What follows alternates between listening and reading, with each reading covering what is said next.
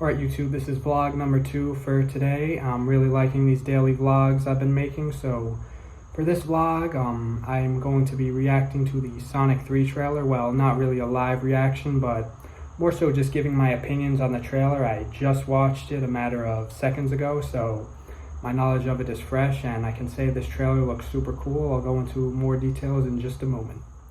So before the trailer dropped, we got the news that Keanu Reeves was going to be playing Shadow, and I thought that was a super cool casting, although I haven't followed the Sonic universe or the Sonic games in quite some time, but I have heard good things about the first 2 movies, especially for video game movies, although I did like Detective Pikachu, and it's really sad to me that there won't be any Pokemon movie sequels, because Pokemon is, as you could probably imagine, my favorite video game series, but I like Sonic characters too. I have to play the games more or get the systems to actually do that, but that'll be a vlog for another day, and this trailer definitely makes me excited to do that, because as often with a lot of movie trailers, it sort of revamps up old interests and makes me develop new hobbies, which is super cool. But the impression I get in this trailer is that Shadow is sort of this unbeatable enemy and sort of the counterpart, the yin to the yang, or I guess rather the yang to the yin in this case, to Sonic, and sort of his bad guy counterpart, similar to many characters and superheroes and video game characters. I know it's kind of a cliche, but it's sort of super cool, and you know, if it's not broken, why fix it? So hopefully they'll do this in a creative way. I liked Keanu Reeves' voice acting for Shadow in this trailer, and I really liked the part in the trailer where they explained the different paths that Sonic and Shadow took, how Sonic found friendship and good out of his path, while Shadow found nothing but pain and loss. And I think that makes Shadow a super cool villain and makes him like one of those likable villains and villains that we even sympathize with, which I'm definitely expecting to see in this movie. I have yet to see the first 2 Sonic movies, but I definitely should do that before I watch the 3rd one. Yeah.